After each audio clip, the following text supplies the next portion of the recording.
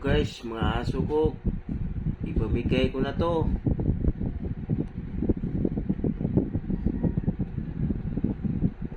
Sinong gustong mag-alaga ng aso, pimigay ko to kasi walang viewers yung binablog ko guys.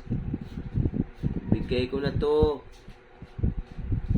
Ibibigay ko na kayo dahil wala tayong viewers.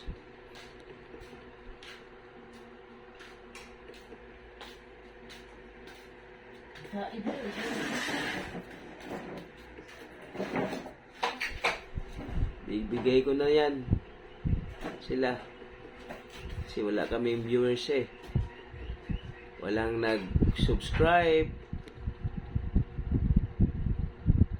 wala talaga. Ibigay na